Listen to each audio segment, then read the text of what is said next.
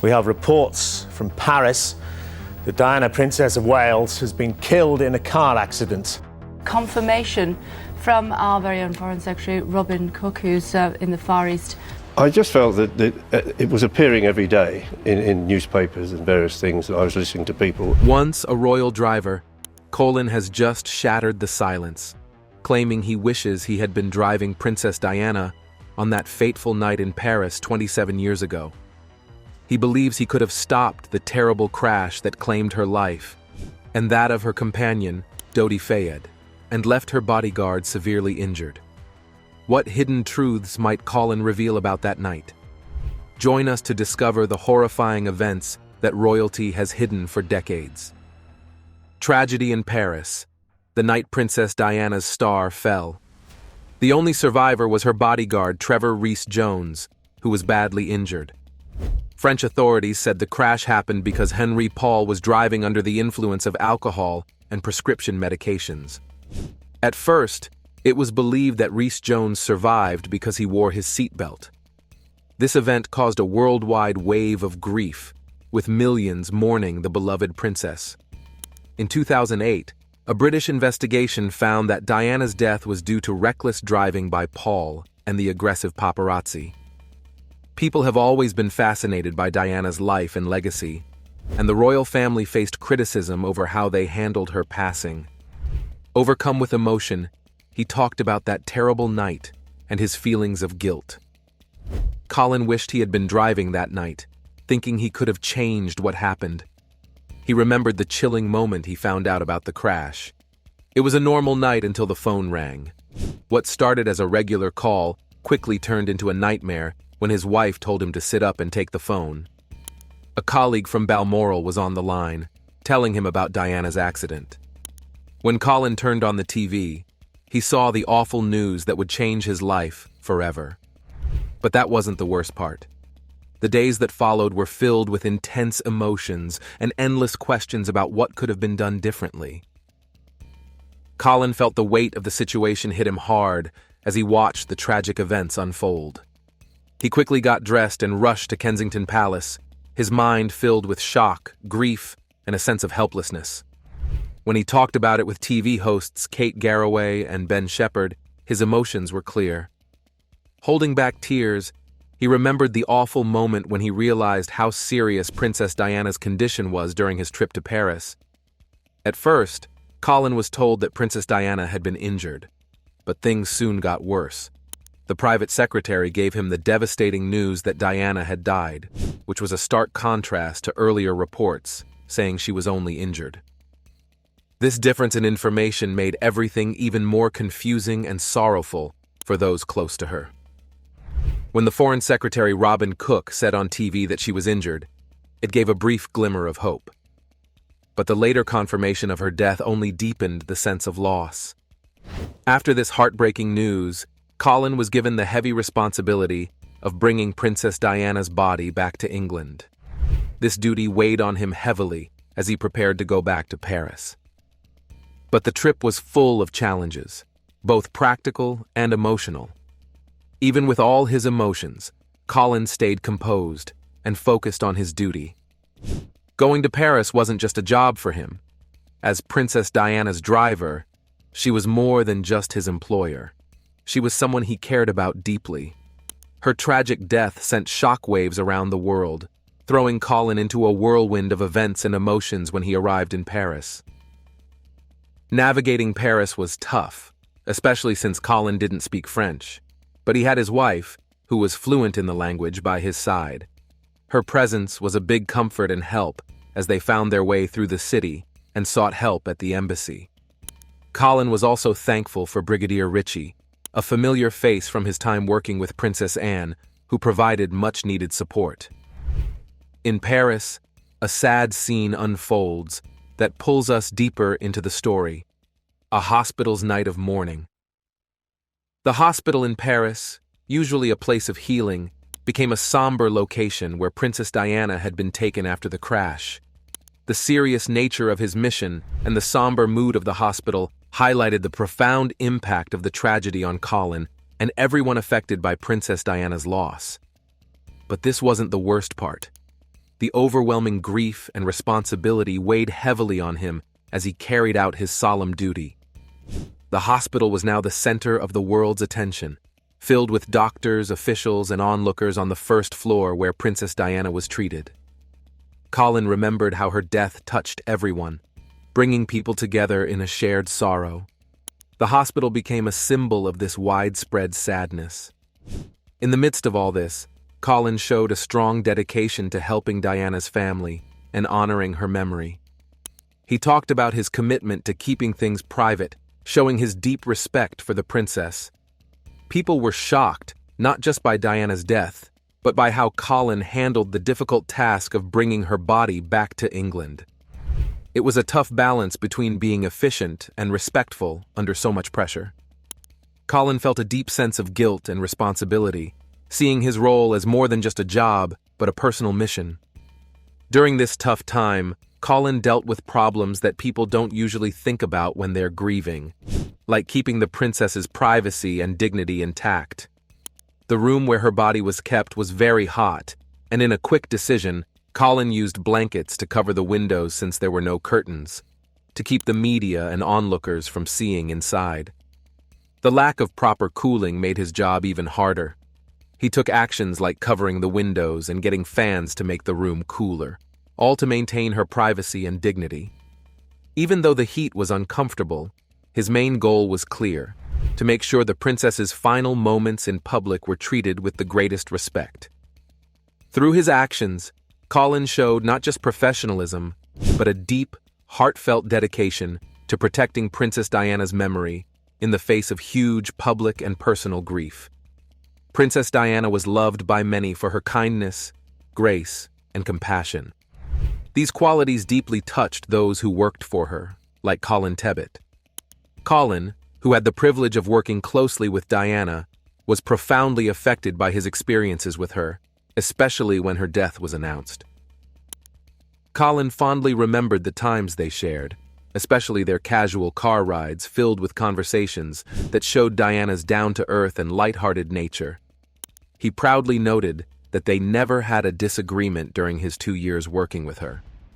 This smooth relationship highlighted Diana's ability to make genuine connections and the deep impact she had on everyone she met. Later in the interview, Colin bravely shared more about the tragic night of Diana's accident in the Pont de l'Alma tunnel in Paris. When the interviewer, Ben Shepherd, asked about the role of speed in the crash, Colin explained that this topic had been covered extensively in the inquest. However, the exact reasons behind the accident still remained unclear. Colin gave personal insights into the challenges of driving through the tunnel. He described how the tunnel's design, especially with passing trains, could create visual distortions that made drivers feel like they were speeding even if they weren't. But this wasn't the worst part.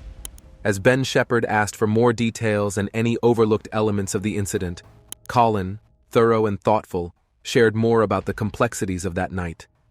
His voice filled with sorrow as he described the situation as a perfect storm of adverse conditions. The tunnel's structure and the relentless pursuit by the paparazzi created a difficult situation that even a skilled driver would struggle to handle. The story moves on, exploring the tough challenges of those trying to cope. A medical team's race against time. This conversation not only revealed the technical challenges, but also touched on the emotional weight of the loss. It highlighted the tough mix of personal grief and public curiosity that surrounded Princess Diana's untimely death. The group listened carefully as the conversation shifted from a simple question to a detailed look at the challenges faced by the medical team trying to save Princess Diana. Colin's interview showed the intense pressure and tough choices the doctors had to make during her critical final hours. Colin remembered when Dr. Darman, a key doctor on Princess Diana's emergency team, shared a touching story about the obstacles they faced at the Pitié-Salpêtrière hospital. Dr. Mailles described how paramedics tried urgently to stabilize Princess Diana right after the accident. X-rays soon showed severe internal bleeding, leading to quick and intense medical efforts. Despite their hard work, the team couldn't control the bleeding or stabilize her condition. Their expertise and repeated attempts just weren't enough, and they were painfully aware they couldn't save her. He mentioned the heavy burden of trying to save Princess Diana's life and then watching her funeral, knowing billions of people around the world were watching too. The loss of Princess Diana deeply impacted Dr. Miliez and his team, leaving them with feelings of failure and deep grief. Despite the heartbreaking outcome, it's important to recognize the dedication of the medical professionals like Dr. Darman. Their tireless efforts and steadfast dedication to saving lives show their compassion and skill. However, sometimes even their best efforts are not enough, as was tragically the case with Princess Diana, whose condition had worsened too much by the time she got help. As the conversation went on, Colin learned about the plans for her funeral, which turned out to be a huge challenge. Princess Diana's funeral was set to be one of the largest and most solemn ceremonies he had ever managed.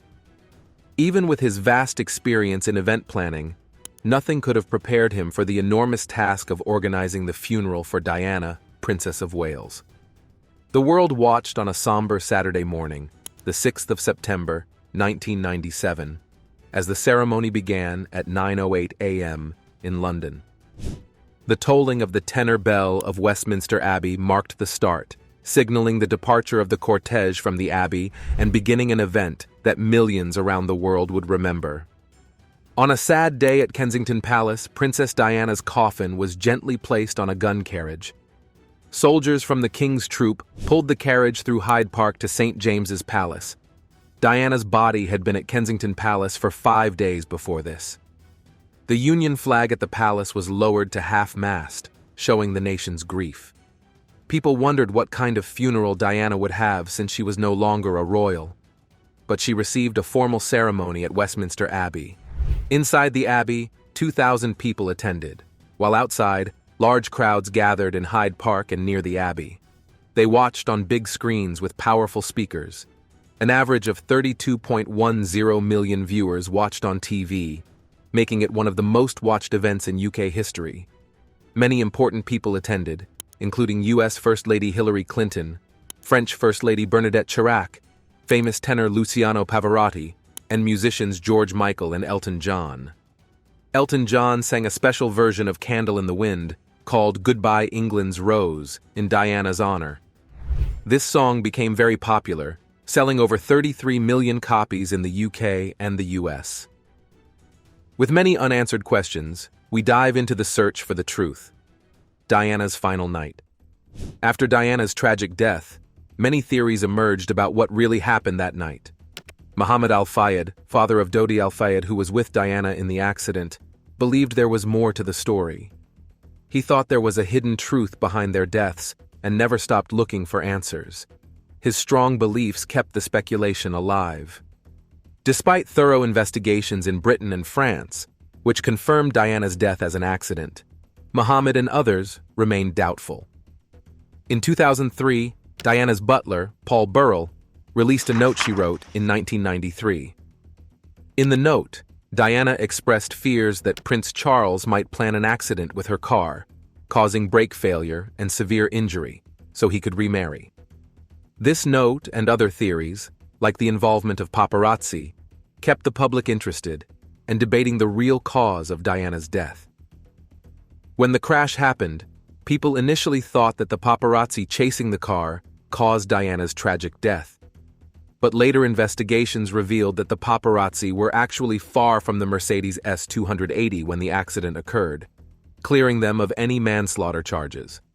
In 2008, a British inquest jury decided that Diana was unlawfully eliminated by her driver, Henri Paul, and that the actions of the paparazzi also played a significant role in the fatal crash. Even with these clear findings, many conspiracy theories continued to spread. Mohammed Al-Fayed, who was deeply hurt by the loss of his son alongside Diana, was especially vocal during the inquest. He strongly believed that his son and Diana had been murdered, and even suggested that the British royal family had planned the whole incident to prevent Diana from marrying a Muslim. These claims were taken seriously, leading to the launch of Operation Paget to look further into the case. This operation, led by Colin, aimed to conduct a thorough and detailed investigation into Princess Diana's untimely death, which took place in the early 2000s. The investigation was careful and extensive, striving to address all theories and claims surrounding the tragic event. But this wasn't the worst part. Despite the extensive investigation, the theories and speculations continued. Many people found it hard to accept the findings and kept searching for alternative explanations. Some believed that there was more to the story than what was revealed, fueling ongoing discussions and debates. Throughout the years, the case has remained a subject of public interest. Many documentaries and books have been released, each offering different perspectives and insights into what might have happened that fateful night. The continuous public fascination shows how deeply the event impacted people around the world. Even today, new theories and ideas occasionally surface, keeping the discussion alive. Some suggest that there might still be hidden truths waiting to be uncovered, while others believe that the case has been thoroughly examined and settled. The legacy of Diana's death and the surrounding mysteries continue to influence how people view the royal family and media's role in the lives of public figures. It has also led to increased scrutiny and changes in how paparazzi are regulated to prevent similar tragedies in the future. The head of the Metropolitan Police, Lord John Stevens, began an important investigation called Operation Paget. This investigation aimed to uncover the truth behind the tragic car accident in Paris. The goal was to clear up the rumors and conspiracy theories that had been around for years. Every detail leading up to the crash was carefully looked into. It was obvious that understanding every detail was essential. Dr. Monf Deman and his medical team, who had treated Diana right after the accident, were a key part of this investigation. Even though they were under a lot of pressure, they fully cooperated with the investigators, confident in their care and professionalism during the emergency. As the world watches, we examine each detail more closely, examining a medical team under scrutiny. The investigation continued, with each action of the medical team being examined closely. They remained strong, eager to show their dedication and integrity in their medical work. Their efforts to be transparent highlighted their commitment to ethical medical practices. The intense scrutiny put a lot of pressure on everyone involved, but it was necessary to get to the truth. A well-known British forensic pathologist was also interviewed, adding more insights to the investigation. This thorough approach made sure that every detail was covered, helping to clear up the doubts and questions surrounding the incident. The aim was to provide clear answers to the grieving public. And just when it seemed like things couldn't get more intense, new information kept coming to light, making the investigation even more crucial. After looking closely at the evidence, Lord Stevens spoke out, as reported by the Daily Mail. He highlighted that the medical team who helped Diana was not only skilled, but also had a lot of experience. This was important because it showed how capable Dr. Deman and his team were in handling such a delicate situation. But the investigation went beyond just the actions of the medical staff. In 2004, Operation Paget was started to look into the various theories about Diana's tragic death. This deep investigation led to a report in 2006, followed by a British inquest in 2008. Both investigations came to the same conclusion. Diana and her companion, Dodi Fayed, died because of the reckless driving of their driver and the aggressive chasing by photographers. The legal review was necessary once the case began in the UK, with claims that a crime had been committed. The inquest carefully put together the events leading up to the tragic incident, showing the dangers of careless driving and the intrusive actions of the paparazzi. This investigation grew to look into many related claims and ended up with a long 832-page report after almost 3 years. A team of 14 experienced officers worked on it, with help from accident experts from TRL. They even did fieldwork in Paris. The size and difficulty of this job must have been overwhelming. People were very interested in Princess Diana's life and sudden death. Because of this, The Metropolitan Police decided to put the report online. This shows how much the public was watching and how the authorities wanted to explain what happened. The investigation aimed to answer the accusations and give a clearer view of the tragic events, hoping to provide some closure to the curious public. Do you believe Operation Paget answered all the questions? Or is there more to the story? Like, comment with your thoughts, and subscribe for more.